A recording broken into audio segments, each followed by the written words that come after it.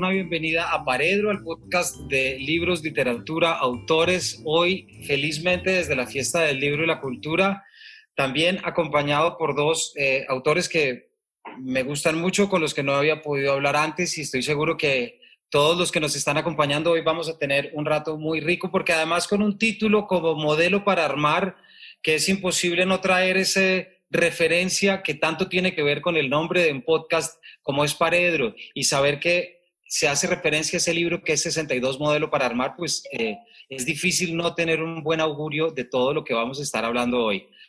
Quiero darle la bienvenida, por supuesto, a los invitados, agradeciendo también que me invitaron a mí a poder acompañarlos acá. Lucas, Rubén, bienvenidos. Gracias, Camilo. Muchas gracias, Camilo. Y gracias a la Fiesta del Libro, sí. Qué alegría. Estamos aquí, como ya decía Jessica, con dos escritores del territorio, digámoslo, y lo que nos interesa hoy es que para ustedes que nos están acompañando podamos, los que nos están escuchando en este capítulo que luego será del podcast Paredro, poder indagar en dos obras que nos dan mucho de qué hablar, que nos van a permitir aprender también de los autores, como lo son La Matrioshka de Rubén Orozco y una de esas personas que se ignoran de Lucas.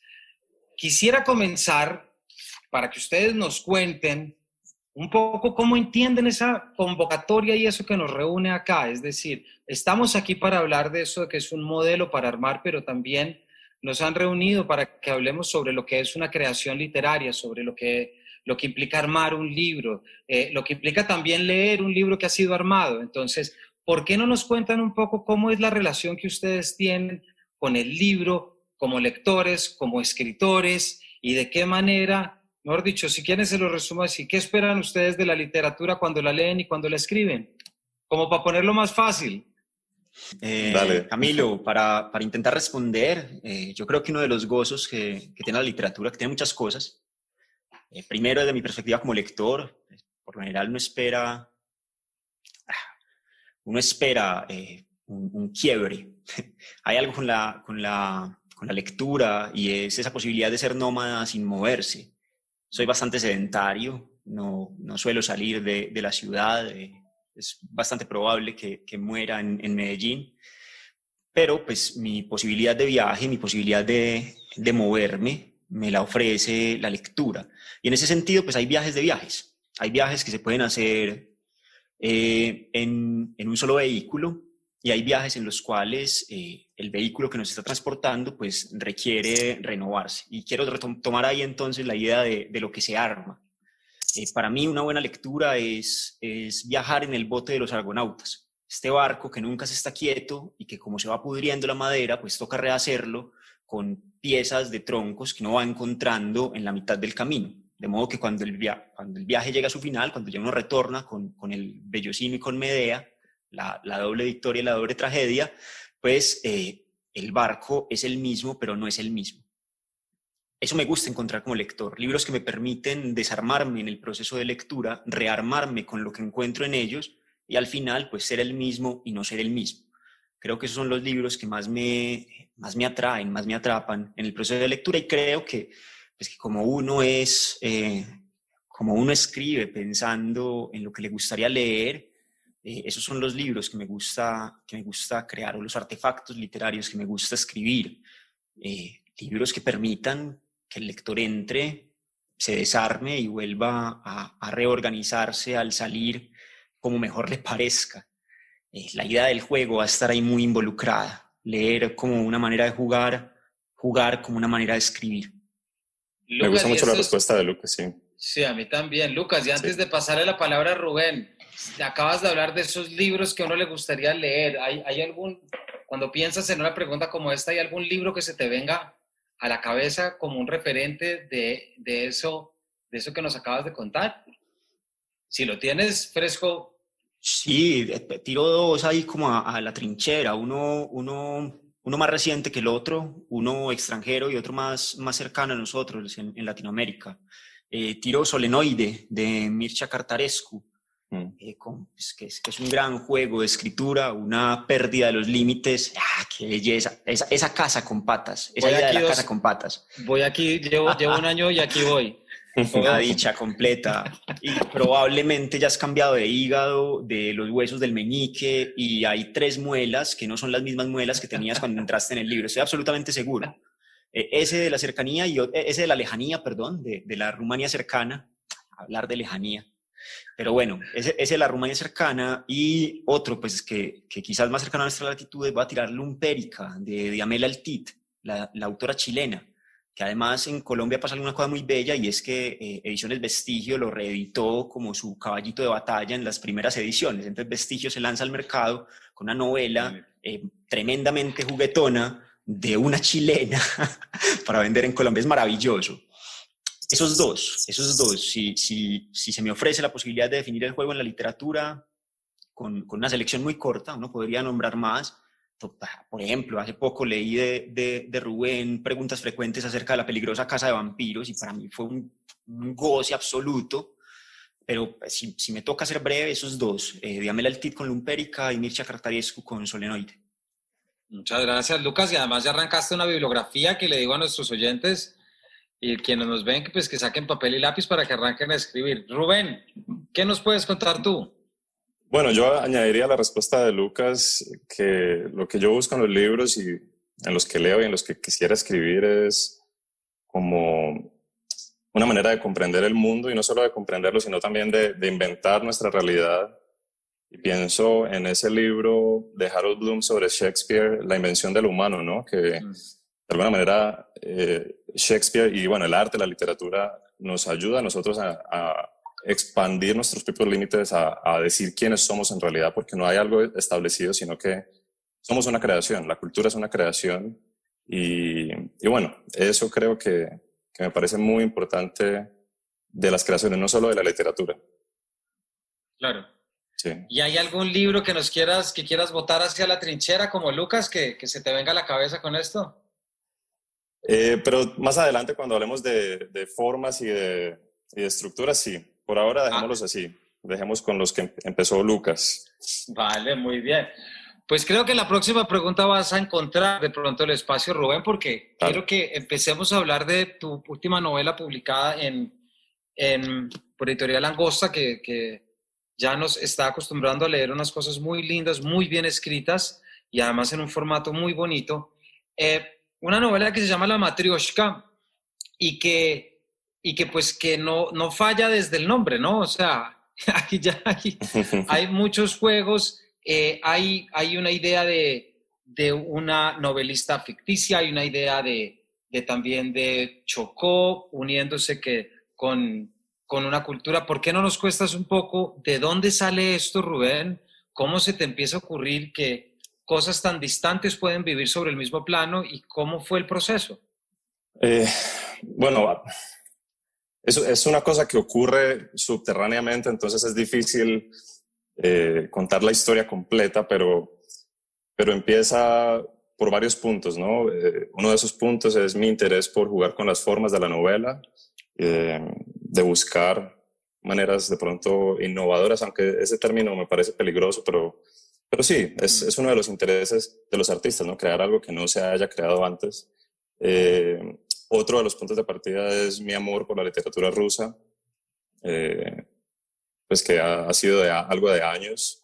Y esas dos cosas en particular fueron creciendo hasta que cuajó la idea de la matrioshka. Simplemente pensé en la muñequita, pensé en algo dentro de otra cosa, y ahí se fue armando primero la historia de la novela de la escritora ficticia Carolina Caracolí, y luego el epílogo que forma pues la gran novela, no la gran novela, pero la novela total, que es mi novela, ¿no? Ya. ¿Por qué no cuentas, Rubén, un poquito más eso para que quienes vayan ahorita a comprar la novela y a leerla puedan entender? ¿Cómo dirías tú de qué se trata la matrioshka? Bueno, la matrioshka, la matrioshka de Rubén Orozco se compone de una novela escrita por una novelista ficticia, Carolina Caracolí, y la novela de esta escritora está acompañada por un epílogo de un académico ruso, ¿no? Entonces ya ahí empieza el juego, ¿no? Es una novelita dentro de otra novela.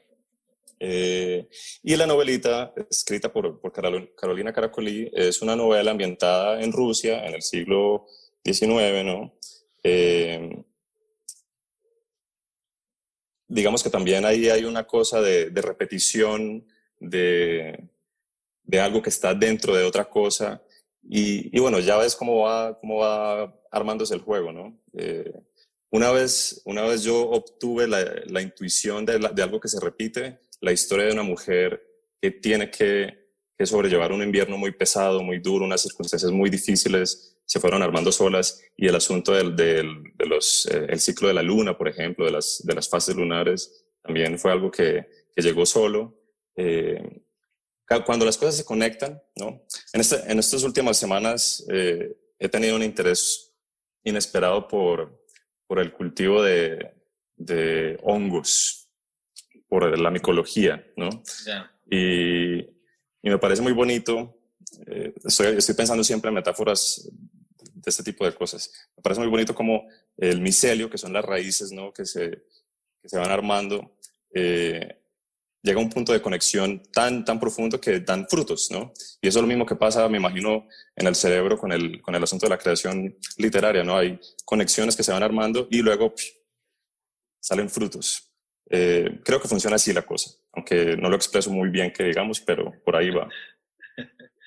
No, Rubén, gracias. Y más adelante estaremos volviendo.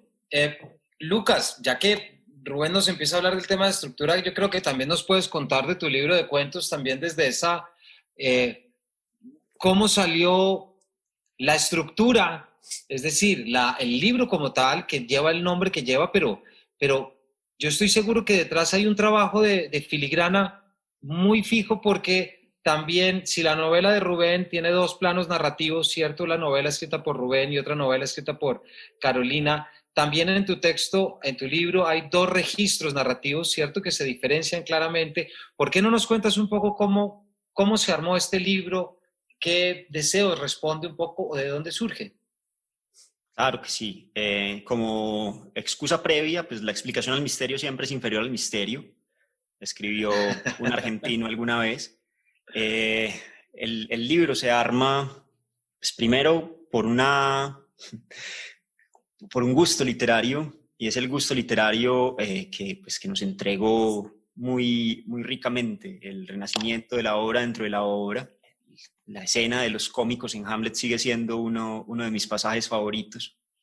Y respondiendo a esto, pues había una necesidad de inventar un Lucas Vargas que escribiera el libro. Eso también me proporcionaba algo muy importante, y ese es uno de los registros. Es la historia de un escritor que escribe un libro de cuentos. Hay uno de los relatos que es el cuento de un escritor que escribe un libro de cuentos. Ese me proporcionaba una excusa, y es poder desentenderme del libro apenas saliera. Eso no lo escribí yo, eso lo escribió un escritor que escribió un libro de cuentos. Pero entonces me permitía como eso, desentenderme un poco, blindarme, esconderme detrás, evitar los nervios de una primera publicación que siempre van a estar ahí, y uno se parapeta detrás de lo que pueda parapetarse. El segundo nivel son 11 cuentos que son un juego con un poema de Borges que se llama Los Justos.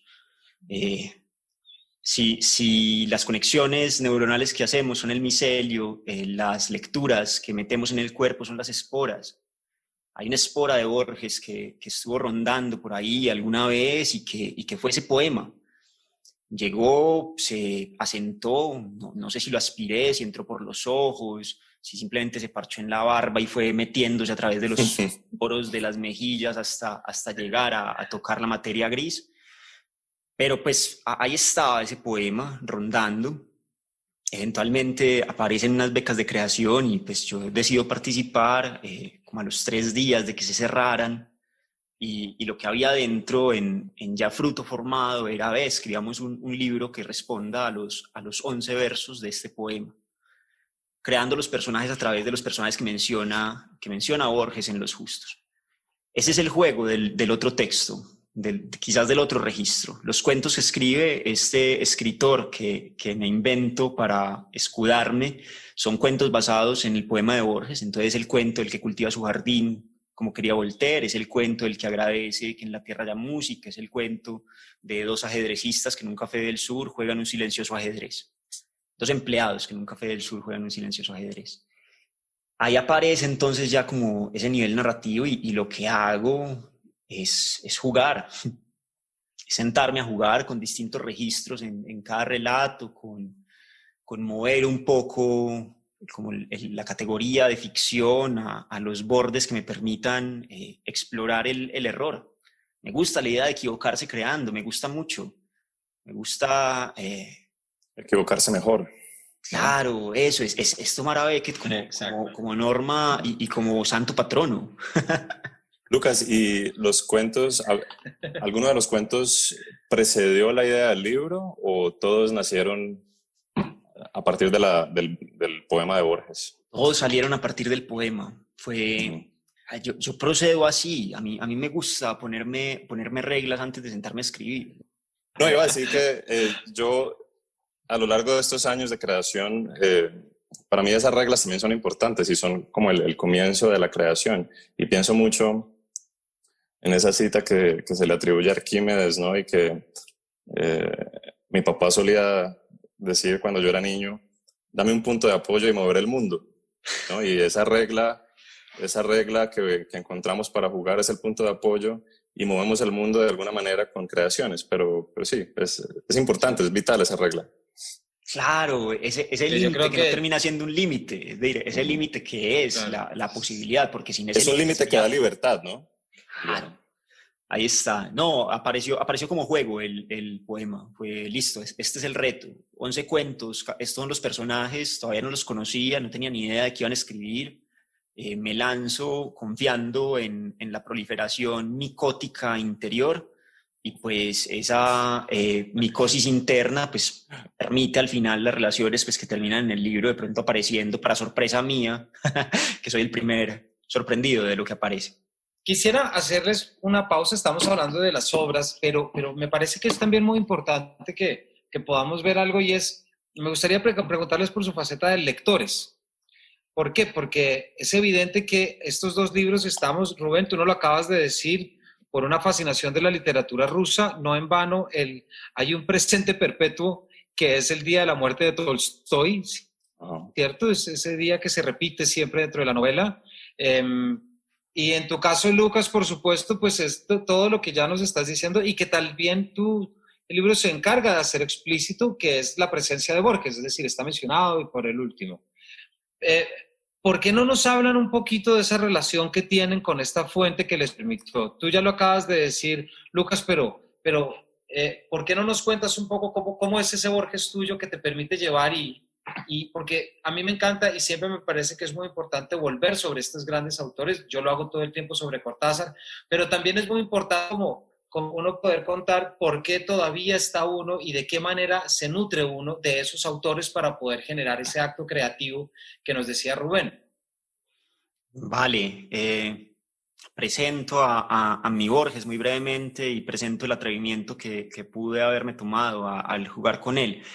Pues lo primero sería que para mí, y después de las lecturas de adolescencia, donde quizás sí era ese autor intelectual, altamente fuerte de una manera cerebral, pues la vejez es una maravilla porque uno, pues fui descubriendo, y al menos así es con el que converso hoy, un viejito burletero que le gustaba confundir al mundo jugando con los límites de las cosas, los límites de la identidad y los espejos, los límites de la libertad con los laberintos, los límites de la ficción con los textos que eventualmente terminaban poniendo algo sobre la faz del mundo. Ahí ese Borges jugador, ese Borges que lo que hacía era inventar realidades o pues reinventar la realidad para amalgamarla de la manera pues, que quisiera, es el Borges que me interesa o que me ha interesado en los últimos años, en mis últimos años como lector. El poema de los justos, que va a ser es la espora germinal del libro de esas personas que se ignoran, de alguna manera habla también de ese Borges jugador con lo pequeño, de un Borges que más allá de pues, de las mónadas y más allá de la filosofía de Berkeley, más allá de lo platónico, va a proponer a una serie de personas que con actividades cotidianas, no necesariamente entretenidas, algunas realmente aburridas, yo no me imagino una tarea más tediosa que ser tipógrafo, pero pues dentro de ese juego con las actividades cotidianas, pues el gesto muy borgiano de en lo pequeño esconder la justificación de lo grande, en lo diminuto poner en las escaleras de un sótano de una casa de Buenos Aires, encajar completo el universo con todo lo que contiene. Ese Borges jugador, ese Borges que pone cuidado en lo pequeño, ese Borges es capaz de ver en lo mínimo el infinito a la manera de William Blake, pues es el Borges que me interesa y que me sigue interesando. Y si lo traigo a jugar es porque me encantaría ser derrotado por la figura de Borges. Imagínense perder una partida de ajedrez frente a Borges, o ganarla a lo mejor, yo qué sé, o tirarle el rey en algún momento, o mover las fichas aprovechando que no puede ver para que después haga caer en cuenta que no necesitaba verlas porque recuerda dónde están paradas. No sé, ese juego como que permite, me causa mucha curiosidad, porque pues una cosa es tocarle el hombre a Borges y correrle por detrás, no sé, hacerle voces para ver si es capaz de diferenciarlo a uno en su ceguera de tortuga sabia, pero pues yo quiero retirar la pregunta a Rubén, porque pues subirse al cuadrilátero con Borges, en el peor de los casos uno sale corriendo y él no lo puede alcanzar, pero subirse al cuadrilátero con Tolstói es un peso pesado, muy pesado.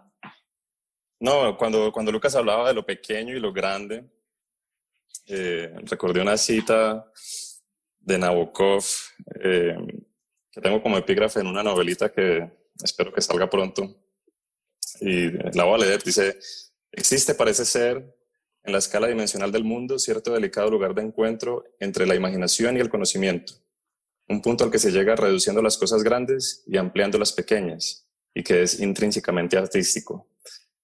Eso es de la autografía de Nabokov, de Habla Memoria. Y bueno, nada, Tolstói. No.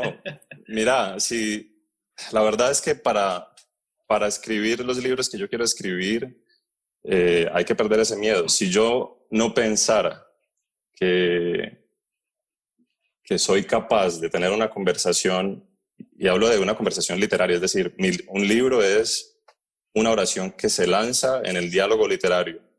Si yo no me creo capaz de entablar una conversación en ese mundo, no escribiría.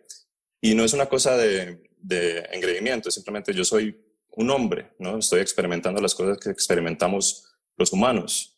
El éxtasis de vivir, el temor a la muerte, ese tipo de cosas. Si yo no soy capaz de ingresar a esa conversación, entonces no escribiría.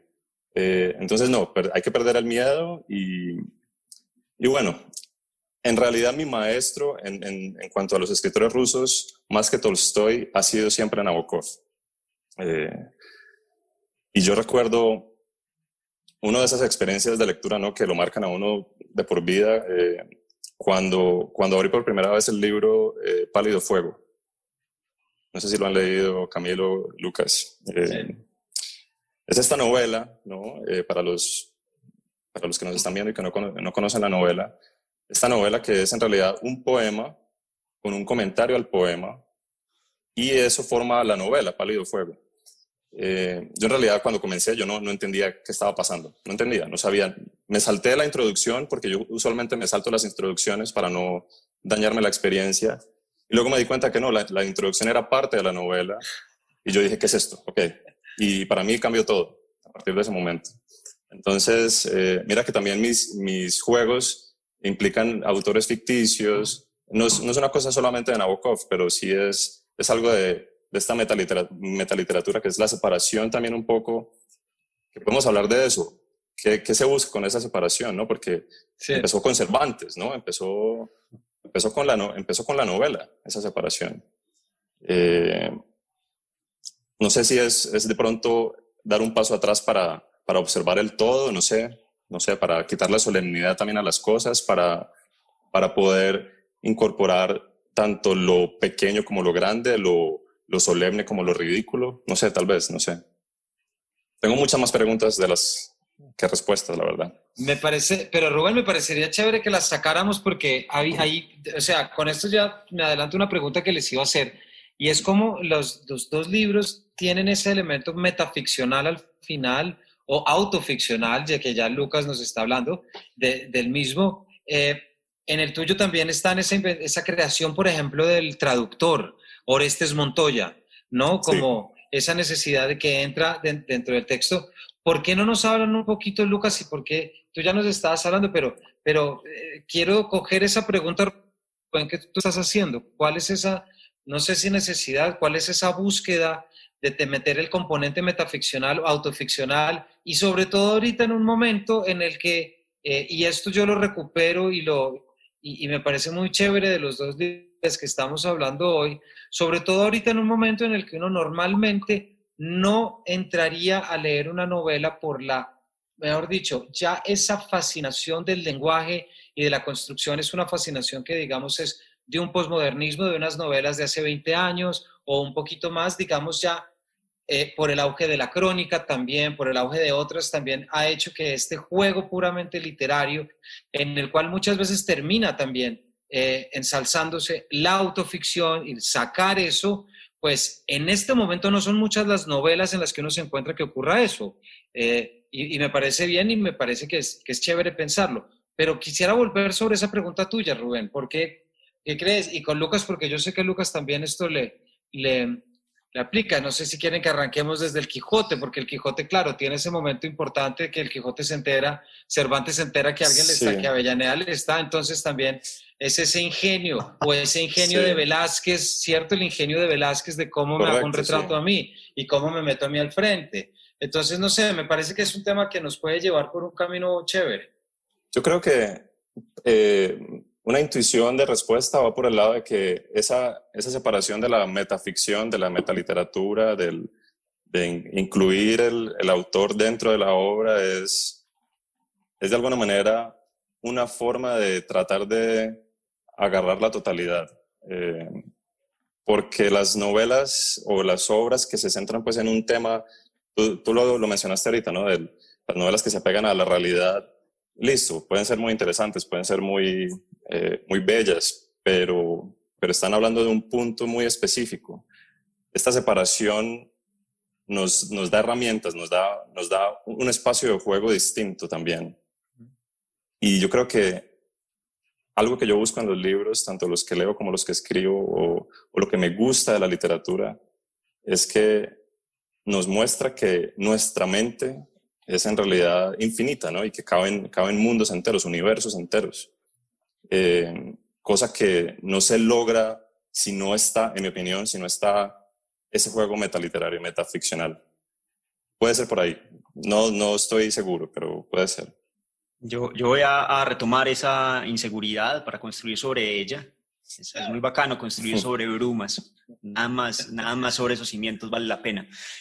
Hay algo ahí que creo, pues, y en mi caso particular, ahorita que Rubén mencionaba la experiencia humana, creo que hay una parte de la experiencia humana que me interesa mucho y es la experiencia de la creación. Es decir, somos y vuelvo al Hamlet, esta quintesencia del polvo, pero esta quintesencia del polvo es capaz de crear cosas. Y la pregunta sobre la creación, la pregunta sobre cómo creamos, sobre por qué creamos, sobre cuál es nuestro estado al momento de crear, y sobre todo, y esta me interesa muchísimo, la pregunta sobre cómo siempre estamos creando, no solamente pues quienes le dedicamos un porcentaje mayor del tiempo y eventualmente pues tenemos un libro o un cuadro o una colección de fotos, sino pues la cotidianidad estamos creando constantemente.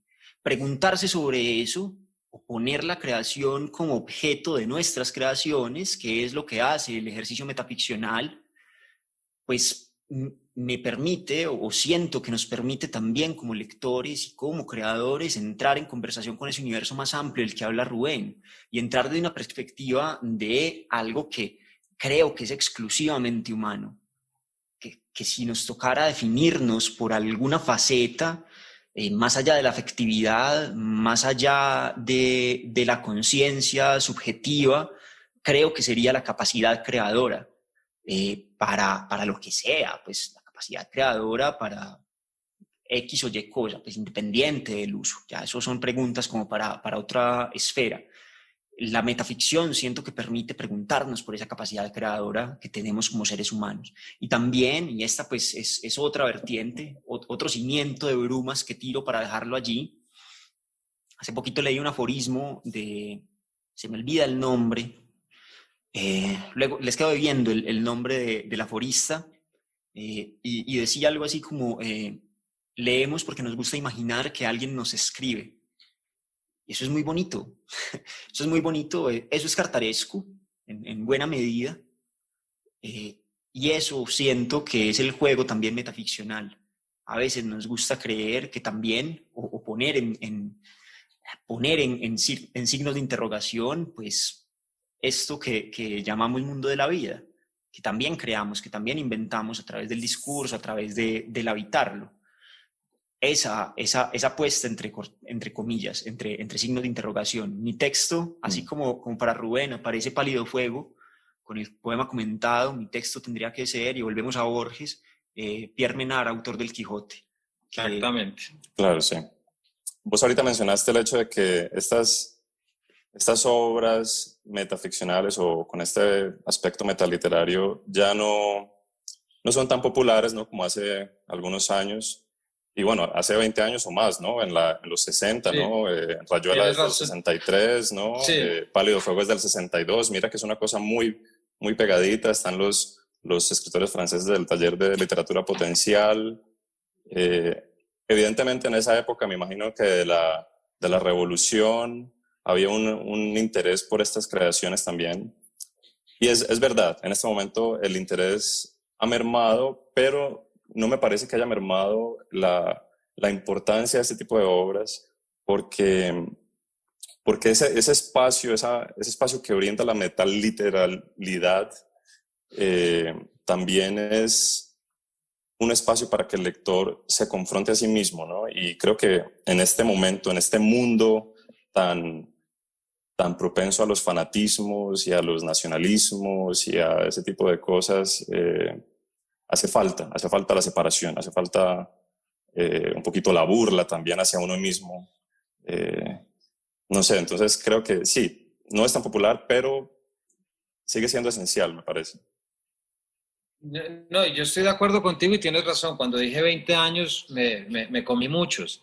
Es decir, sí. Estamos hablando exactamente del 62 y gracias por la corrección. Y de hecho hay cosas que, por ejemplo, un término como autoficción es un término que se acuñó en la teoría francesa en el 77, cosa que uno le asombra pensar que como un término se acuña en el 77 y luego se viene a discutir sobre eso. Pero quisiera también preguntar, a ver si esto nos ayuda a iluminar esa pregunta, Rubén, que tú mandaste, y es que yo sí siento que, si bien es verdad que no goza de popularidad esa metaficción, al contrario, la autoficción y la conocida literatura del yo ese sí que empezó a coger un auge en los últimos 10, 15 años. Es decir, cuando ya se empezaba a jugar, no ya desde lo metaficcional, sino desde lo autoficcional, entonces salían quienes leían a Knausgaard, por ejemplo, y los 6 tomos de Knausgaard, y lo primero que decían, no es ningún Proust, como diciendo, ¿cómo se le ocurre hacer ese ejercicio que ya hizo Proust? ¿No? ¿Cómo ven ustedes? No estoy preguntando tanto como la postura, si están de acuerdo. No.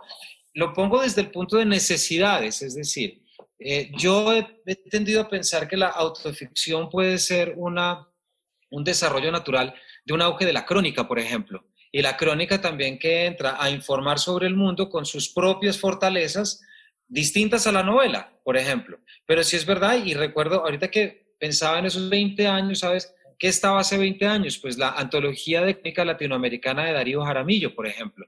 Es decir, ya hace 20, 25 años estábamos pensando en términos de crónica y eso impactó sobre un auge de revistas y todo. ¿Cómo lo ven ustedes? ¿Creen que puede tener que ver dentro de estos ejes? Yo tengo que responder desde la idea del giro subjetivo y del espacio biográfico de Leonor Arfuch. Cuando Arfuch, la teórica argentina, hace su rastreo genealógico sobre los géneros del yo, pues va a situar una emergencia de las subjetividades contemporáneas ubicada en la necesidad de tener algún tipo de certeza. El final de todos los metarrelatos pues, nos deja un poco en el aire, estamos construyendo sobre brumas y pues no nos sentimos cómodos construyendo sobre brumas, entonces pues necesitamos algún tipo de base sólida y a esa base sólida nos lo otorga el hecho de que alguien hable desde sí mismo. Entonces, enunciarse desde el yo pues daría un cierto halo de credibilidad más cómoda a quien lee. Esto, pues, obviamente, como en cualquier tipo de práctica literaria, hay quien lo hace muy bien, hay quien lo hace regular y hay, ¿sí? Y hay otras cosas. Independiente de los niveles de calidad, creo que ahí hay algo bello y es desde donde yo rescato un poco o desde donde me gusta leer, no rescatar, pues yo no hay nadie para rescatar a nadie, pero desde donde me gusta leer los ejercicios de autoficción y los ejercicios de narrativas del yo, que es justamente sobre quienes no temen a la construcción en brumas. Entonces, cuando aparece una autora como Rachel Cusk, que hace una trilogía de autoficción en la cual el personaje autoficticio casi que no aparece, y es una excusa para contar las historias que escucha, jugando con la figura del testigo oidor, y me traigo a Canetti y a la literatura conjetural, pero jugando desde esa postura, Cusk hace uno de los ejercicios autoficcionales que considero más relevantes de los últimos tiempos. Y bueno, como siguiendo esa estela, creo que hay ejercicios muy, muy bellos. No sé, respondería por ahí a ese auge con lo otro y es, ojalá le perdiéramos el susto a construir sobre brumas. Creo que ahí hay unas posibilidades bonitas de la imaginación, quizás como ganándole peso a la realidad. Y bueno, aquí comienzo a desbarrancarme, Rubén. Bueno, irredimible, Lucas, irredimible. No, yo tengo poco que decir, la verdad. El autoficción me parece, hay varias cosas ahí, ¿no? Está el asunto de también el morbo de nosotros como lectores, la curiosidad personal ya. También está nuestro deseo, ya los autores que acuden a la autoficción, nuestro deseo de comprendernos, ¿no? Porque también, como hablábamos, vivimos en un mundo complejo en el que la identidad es una cosa que hay que unir de a poquitos porque es que no sabemos dónde estamos. Pero en realidad cuando yo pienso en la autoficción, pienso en una cosa separada al juego literario, aunque el juego literario puede incluirla, obviamente.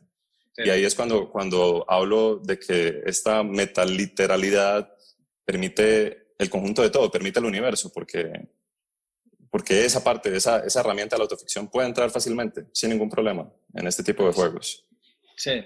Yo no pensaría, Rubén, también desde lo que tú dices, que de pronto la autoficción, no sé si voy a decir algo que pueda levantar ampollas, pero la autoficción me parece a mí que no requiere de tanta filigrana estructural como requiere la metaficción. No, claro, total. O sea, ahí ya hay una diferencia muy grande, sí. Sí. El asunto de la metaficción y de los juegos que proponen los autores de los que estamos hablando y de lo que tanto Lucas como yo estamos intentando hacer es que, por lo menos en mi caso, para comenzar a escribir, yo debo conocer ya bastante de mi libro. Antes de escribir la primera palabra, yo muchas veces sé la última palabra ya. Y entonces ese es un juego que es un poco tedioso también porque es una cosa muy larga, un trabajo interior muy extenso para después, mejor dicho, yo he pensado en esto, voy a tratar de ponerlo en un par de frases, pero cuando yo escribo un libro, en realidad paso años de preparación, lo escribo en algunos meses y el lector lo devora en algunos días. Entonces yo estoy tratando de comprimir el tiempo en un libro, como te digo, comprimir años en algo que el lector despacha en días. Es una cosa bastante particular. Otro de los autores del taller de literatura potencial, de esos franceses que jugaron tanto con las formas, Raymond Queneau, el que escribió Los ejercicios de estilo, sí, decía que estos intentos, bueno, que los autores que jugamos a esto somos como ratas que diseñan el laberinto del cual quieren escapar, ¿no? Algo de eso hay ahí. Entonces hay que pensar en todo antes de ponerse a escribir. Es una cosa distinta, es un juego distinto. Pero yo Lucas, no sé si quieras decir, no, pues ya lo... Es que mientras estaba pensando algo, ahorita también mientras estabas hablando del juego de la metaficción y también hay un elemento que es importante y aquí podemos preguntarte, Lucas, porque hay un cuento tuyo que es la cuerda que pende, el péndulo que cuelga sobre... Ese es el de los dos jugando ajedrez, ¿no? Exactamente, el de los dos jugando ajedrez, sí.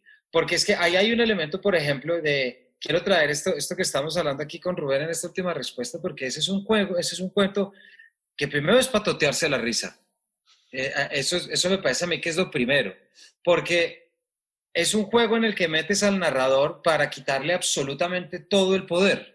Es decir, para dejar el narrador sujeto a las voluntades de sus personajes, pero como si eso no fuera poco, dejas a los personajes sujetos a las voluntades de las fichas de ajedrez. Es decir, hay también una cuestión cíclica, tanto el personaje se le revela al narrador como la ficha se le revela al personaje, ¿cierto? Y ahí me gustaría preguntarte cómo es, en esta misma estela de lo que estamos hablando, ¿cuál es tu búsqueda en un cuento como ese? Por ejemplo, estás tomando estos elementos, lo traes a partir del humor, pero ahí hay una búsqueda detrás tuya, por ejemplo, porque también ahorita que hablabas, pues se me vino a la cabeza, los dos libros tienen unos epígrafes geniales y cuando uno se pilla por qué el epígrafe de Rubén, lo agradece, pero el tuyo, Lucas, me dejó pensando muchísimo el epígrafe que utilizas de Derrida, por ejemplo, es decir, y también estos personajes tuyos que se obsesionan con los números, la obsesión con la letra tipográfica. Tus personajes también tienen una relación muy clara con el lenguaje, que ya es de por sí una manifestación, si me explico, ya es un discurso separado de la realidad y tus cuentos juegan mucho a eso, a separar el lenguaje del plano real para hacer una construcción en sí mismo. ¿Nos cuentas un poquito de eso? Sí. O lo intento al menos. Lo primero es un todo maestro, todo honor. Ese ejercicio de personaje revelándose ante el autor es de Severo Sarduy, de donde son los cantantes. De donde son los cantantes, el narrador se ve muy embalado porque Auxilio y Socorro, que son las dos maricas protagonistas, pues no quieren hacer lo que el narrador les pide que hagan. Entonces, pues él las va a poner a acostarse con un general del ejército e inmediatamente Auxilio le socorra. ¿Cómo se te ocurre? Este man es muy feo, yo no me lo voy a comer. En una novela cubana de hace ya años, ¿cierto? Entonces, ahí aparece, es muy bello lo que hace Sarduy. En ese juego del ajedrez y en general la obsesión con los números, la obsesión con los símbolos, el fracaso de la pintora que sabe que no puede pintar, en realidad lo que quisiera ser pintado, la imposibilidad de llevar... la imposibilidad de la mímesis, okay. Al menos como la pensaría Platón, de pronto posible como la pensaría Aristóteles, pero eso, la imposibilidad del traslado de la realidad a otra parte y por tanto la necesidad de inventar otras realidades. Y en ese juego de inventar otras realidades, pues la doble hélice que aparece en todo proceso creativo de no ser absolutamente dueños de nuestros procesos de escritura.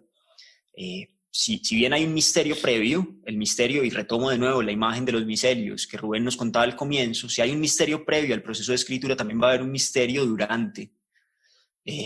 Uno puede sentarse a escribir con sus reglas claras, con su estructura más o menos trazada, con un mapa, unos planos arquitectónicos, pues en el momento en que pegas el palazo para comenzar a escarbar las fundaciones, pues resulta que lo pegaste encima de un manantial y te estás ahogando, se te inundó la casa que estabas construyendo tan juiciosamente, entonces pues ya no estás escribiendo una casa, sino que estás escribiendo un barco. Y aparece Cartaresco de nuevo, con la casa barco de Solenoide. Sí, hay parte, la improvisación es súper importante, ¿no? Y también por eso, en la época, en los 60, ¿no? Cuando hubo el auge de estas novelas, también era el auge del jazz, por ejemplo, ¿no? Y por eso el interés de Cortázar en el jazz es un interés clarísimo, ¿no? De algo que tiene una forma, pero que también tiene la libertad de improvisar y está el juego del challenge and response. Iba a retomar la onda que nos estaba tirando Rubén. Sigue apareciendo. Hay uno de los cuentos que reúne Eduardo Halfon en El boxeador polaco, donde hay un pianista que cuenta o que revela que parte de su formación como pianista fue tener un maestro que le regañaba por tocar igual la pieza cuando estaba lloviendo o cuando estaba haciendo sol. ese misterio del durante. Uno escribe diferente, por ejemplo, si afuera está lloviendo o está haciendo sol. Uno no sabe qué se va a encontrar y en cierto sentido uno termina siendo una ficha en las manos de sus personajes. Jugar a trasladar esa ficha como a dos sentidos me pareció oportuno, con un extra completamente anecdótico, y esto puede no importar, pero para la beca de la que sale el libro me pedían tener un 30% del libro adelantado. Yo estaba embalado porque, como les dije, comencé a armar los cuentos 3 días antes. Ya había llegado como un punto, el último cuento que pretendía terminar, el cuento de los ajedrecistas, estaba incompleto, y en algún momento pues uno de los personajes dice como no, pues nos vamos, el narrador se preocupa y le dicen como ya, pero ¿cuál es el problema? Si ya tenés el 30%. Y yo mandé eso así y eso lo ganó. Eso pues habla de que los jurados efectivamente estaban mal de la cabeza ese día. No hay inconveniente, por eso llamamos por eso llamamos a los veredictos de los jurados fallos, porque siempre fallan, pero todo bien. Nada, eso era una anécdota pues extra ahí y quería mencionarlo. Hay algo en el proceso que tiene mucho de azaroso. Sí.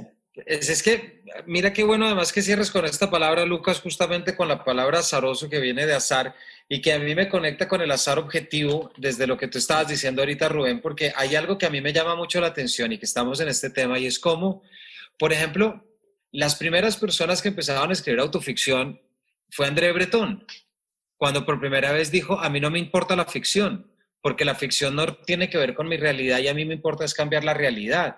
Entonces, ¿qué me voy a inventar una novela? Y entonces, si uno se pone a leer a Breton, pues Breton está muy en esa orden que tú estás diciendo ahorita, porque Breton descubre que el yo no es un carro de la ficción. El yo es un carro de la realidad y de la experiencia. Entonces, por lo tanto, escribo poesía, pero la poesía no tiene un carácter ficcional, porque la poesía es la reflexión sobre el deseo. Entonces, es muy interesante ver, y ahorita que mencionabas qué chévere que se nos mezcló todo por un momentico, hubo ahí un pico de conciencia, porque el jazz en Cortázar también viene de esa posibilidad de la escritura automática surrealista. También, claro. Es decir, esa obsesión, esa fijación que tiene Cortázar, pues yo lo entiendo así por lo menos, esa fijación que tiene Cortázar con Charlie Parker era la misma que tenía un Crevel o que tenía un Robert Desnos en 1914, cuando por primera vez dice, oiga, yo puedo crear sin el yo, y es más chévere lo que yo creo sin el yo, ¿verdad?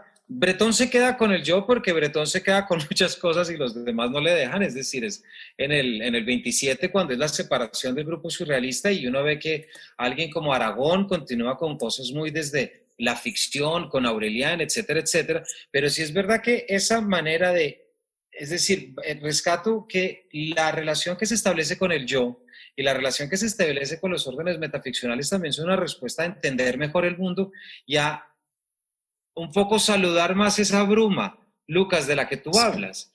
Porque yo sí siento que esas novelas, Rubén, de las que estábamos hablando ahorita, son sobre todas las cosas una bofetada al lector que ya arrancó con un primer Tristram Shandy genial que empieza uno con las aventuras del caballero Tristram Shandy y de repente se da cuenta que nace en el volumen 9. Sí. ¿No? Entonces, me parece interesante eso porque siempre está la posibilidad de cómo conocemos y cómo entramos en contacto con el mundo. Yo quisiera echar una fruta más a este salpicón de cosas y comenzando con el jazz, por ejemplo, el caso de John Coltrane, ¿no? El saxofonista brillante que no solamente quería hacer música, innovar en la música, sino que quería con la música básicamente tocar la divinidad, ¿no? Claro. Y creo que para algunos artistas es eso, es también conectarse con el universo, con el infinito, con esa conciencia expansiva. Y es una de las cosas que me interesan a mí también.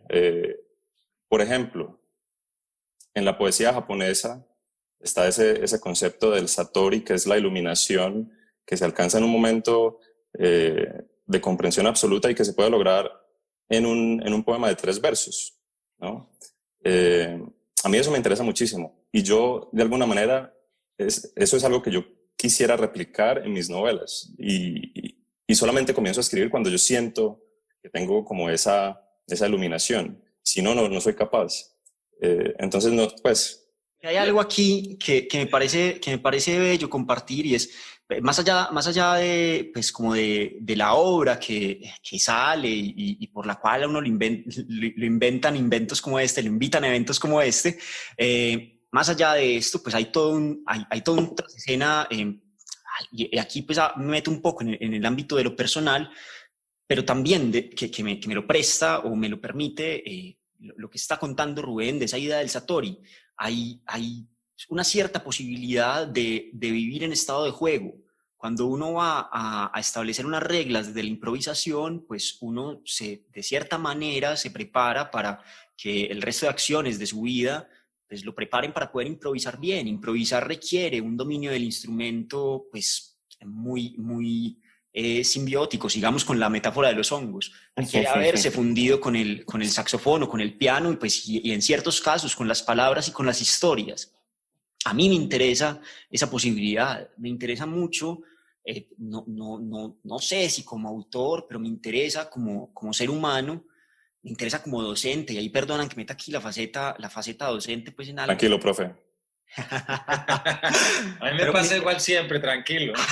Eso, si algo intento siempre, yo dicto pues, cursos de literatura y talleres, y es en el fondo poder compartir el entusiasmo de vivir en un estado de constante juego con la realidad y con el lenguaje, o con el lenguaje como instrumento para jugar con la realidad, o con la realidad como instrumento para jugar con el lenguaje. No sé cuál sea el orden de ese par de elementos. Pero eso es muy bonito, Lucas, chévere. Y ahí está ese concepto de Satori que entrega Rubén, pues es en ese juego, en esa disposición donde aparecen en ocasiones el momento, el chispazo en el que uno dice, todo acaba de encajar, dentro de una obra o por fuera de ella. Sí. Pues, en ese estado. También pienso en esa imagen que nos da Nietzsche hay libros que invitan a bailar, ¿no? Qué belleza.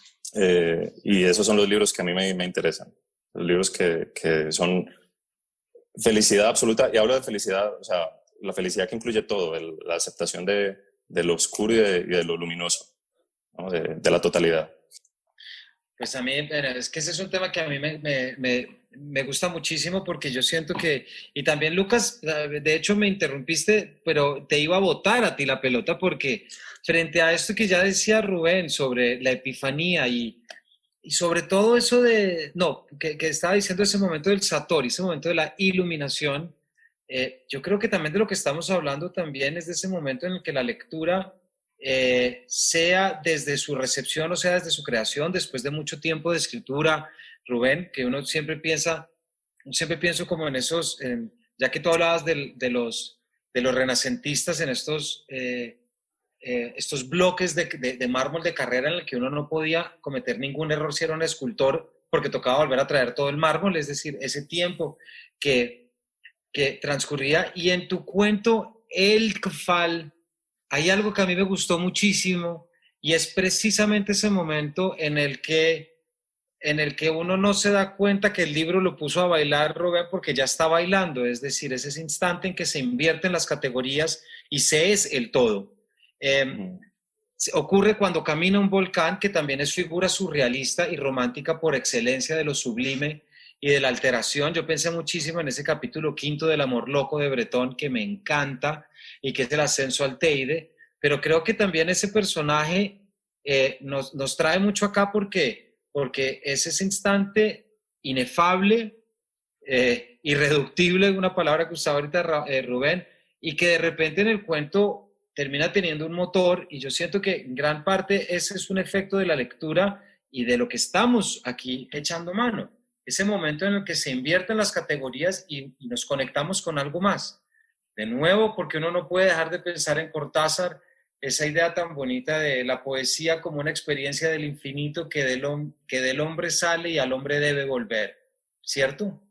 Eso es muy bello, ese instante en el que uno tiene que cerrar el libro para levantar la mirada. Ese gesto que Cortázar resume en el cuento de continuidad de los parques, de revisar si el asesino está a nuestras espaldas y que va a recuperar Bachelard en su poética sobre la lectura, el gesto del lector por excelencia que es este. Y para los oyentes que no nos hemos olvidado de ustedes, por supuesto, y para quienes nos están viendo, ya el tiempo se nos está acabando, nos queda para una preguntita, pero yo creo que a través de lo que ya venimos hablando con Rubén y con Lucas nos damos cuenta cómo la literatura posibilita estos otros caminos, ¿cierto? Siempre a partir de un esfuerzo y de una intención de texto que no podemos dejar de lado, pero definitivamente ante estos libros estamos frente a un tipo de escritura que nos va a exigir más porque el resultado será una recompensa mucho más grande. Quisiera hacerles una última pregunta que de alguna manera nos permita redondear. Ustedes dos son escritores cuya pluma, digámoslo, sobresale en la medida en que los ejes temáticos sobresalen, es decir, es evidente una construcción discursiva en el que los adjetivos, las palabras y las construcciones juegan un papel fundamental, porque si hablamos del microcosmos y del macrocosmos, no se nos puede olvidar que para el efecto total, pues tiene que estar conformado por los pequeños granos de arena. ¿Por qué no nos hablan un poquito ya para cerrar? ¿Cuál es ese truco de escritura? O si queremos ponerlo a otro lado, ¿cuál es ese consejo de escritura que ustedes le darían a los jóvenes escritores que nos están viendo ahorita y que están pensando como nosotros en esta capacidad que tiene la literatura, pero que cuando están frente al papel y toca ponerlo en palabras, porque la literatura hay que ponerla en palabras, le faltan las palabras? Camilo, bueno, esa es una de las preguntas más difíciles, creo yo, porque es la pregunta por la voz del escritor. Y es algo con lo que nosotros luchamos constantemente, ¿no? Es encontrar la voz que queremos utilizar, es afinar el instrumento para que suene bien, es un trabajo constante y bueno, y hay muchas voces distintas, ¿no? No sé, en mi caso personal, a mí me gusta la prosa que tiene brillos poéticos y brillos humorísticos también. Es una cosa muy personal, ¿no? Y que también también me sirve para los juegos metaliterarios que yo invento. Pero no quiere decir que sea obviamente un consejo para un escritor naciente, sino solamente una preferencia, y también por eso mejor dicho, mi gusto, mi preferencia indica también los autores que yo aprecio y que yo amo, ¿no? Borges, Joyce, Nabokov, Cortázar, etcétera, ¿no? Gogol, por ejemplo, que también es otro de mis maestros. Entonces, sí, no sé, es la pregunta por la voz. Y es una cosa súper complicada, yo no sé. Yo espero, la verdad, no sé si... Me pasa a veces cuando uno escucha su propia voz en una grabación, que uno dice, ¿esa es mi voz, en serio? Yo no sé reconocer mi voz en el texto. Espero que los otros la reconozcan. Si es así, me siento honrado. Pero no sé. Te adelantamos que sí se reconoce. Y bueno, es excelente noticia para mí, pero para mí es difícil, ¿no? Para mí es complicado. Claro. Para responder, me voy a esconder también detrás de respuesta, entonces voy a responder con algo que decía Rubén al comienzo. Y es como el goce del descubrimiento. Hay momentos en los cuales uno encuentra cosas.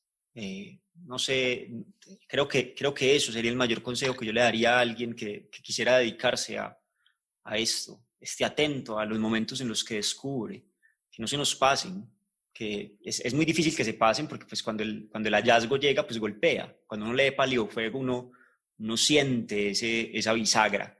Después la verbaliza y después la identifica, pero uno la siente ahí. Estén atentos a ese sentimiento de cuando aparezca e identifiquen a los maestros y sobre todo, pues que también lo mencionaba Rubén ahorita, creo que esto es lo más importante, desacralizar la categoría de lo literario, dejarla de entender como una categoría diferente a la categoría de la vida y comprender que van juntas de algún modo, que se funden micelarmente y que coexisten. No sé si una sea parásita de la otra o si es una simbiosis muy, muy justa. Me gusta más creerlo por ese lado. Me gusta más la idea del líquen de pronto, que es simbiosis entre lo vegetal y lo óngico y lo fungi. Perderle el susto a conversar con Tolstoy, perderle el susto a conversar con Apuleyo, perderle el susto a conversar con Horacio. En el fondo, pues, somos todo lo humano siempre y eso nos permite conversar. vos, Camilo, decías ahorita que, claro, este tipo de lecturas exige algo más de los lectores, es verdad. Pero así es con toda la cultura, ¿no? La cultura y el micelio es algo que primero se tiene que cuidar para que se pueda expandir sin contaminación, ¿no? Y una vez se cuida, pues hay frutos. Es una cosa, es un proceso, es una cosa activa, y por eso también Cortázar hablaba de los lectores activos y pasivos, que también es una idea de Roland Barthes. Es algo, tenemos que actuar, hay que hacer. No es solamente pasivo de recibir información, que es algo, estamos sobresaturados de información en este momento por todos lados, ¿no? Algo que no se imaginaba Borges ni siquiera. O sea, el nivel de saturación es impresionante. Nosotros como receptores también tenemos que poner algo de nosotros para cuidar, para proteger, para expandir algo que es bueno. Rubén, yo creo que estoy muy de acuerdo contigo, tanto, imagínate que una vez estaba dictando un taller en el sistema de bibliotecas de Bogotá y no me acuerdo dónde estaba, pero arranqué preguntándole al equipo administrativo y el equipo también de, pues, digamos, misional. Y entonces hablaba con alguien, les pregunté primero, bueno, ¿ustedes por qué leen? ¿Y cuál es la relación que ustedes tienen con la lectura? Prácticamente, como para arrancar un poco el taller. Y en ese alguien levantó la mano y dijo, no, la verdad es que a mí es que esto de la lectura no me va. Sencillamente no. Y yo le dije, tú te puedes imaginar que estemos nosotros en una reunión y tú me pasas a mí un presupuesto para yo revisarlo y yo contesto, perdóname, es que a mí esto de los números no me va.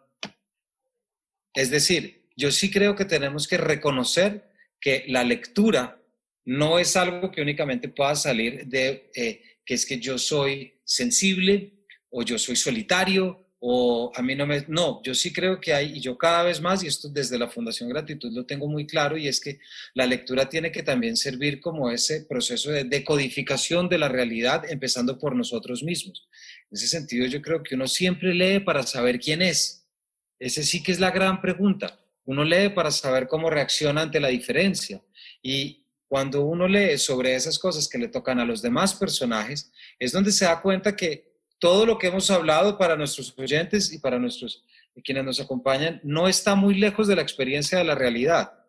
Porque parecería que hemos estado montados en el nevado, pero yo creo que no nos hemos ido del valle en ningún momento y que muchas de las cosas que aquí hemos cubierto y que aquí hemos llegado siempre son preguntas que terminan pues intentando darnos luz de cómo es esto de vivir, cómo es esto de entender mi propia soledad y muchos otros elementos que nunca podemos dejar de lado sin importar desde qué orilla yo creo que estamos leyendo la literatura.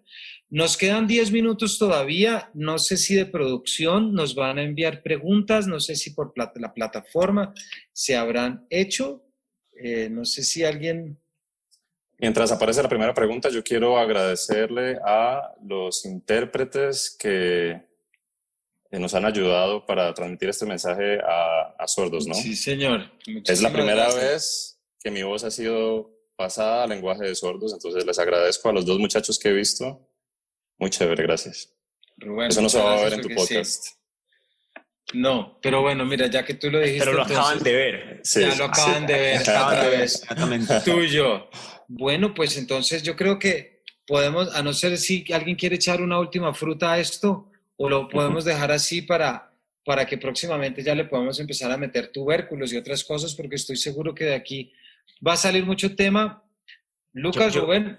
Yo le quiero tirar un ajo, porque hemos recomendado a lo largo de la conversación y del programa, pues la Matrioshka de Rubén, pero también si tienen la oportunidad, pásense por sus preguntas frecuentes acerca de la peligrosa casa de vampiros. Así es. Es un libro muy bonito, es muy lindo, hermano, y aprovecho para ponerte rojo a través de una cámara, que es el mejor tipo de rubor. Nada, pásense por él, es muy, muy bello.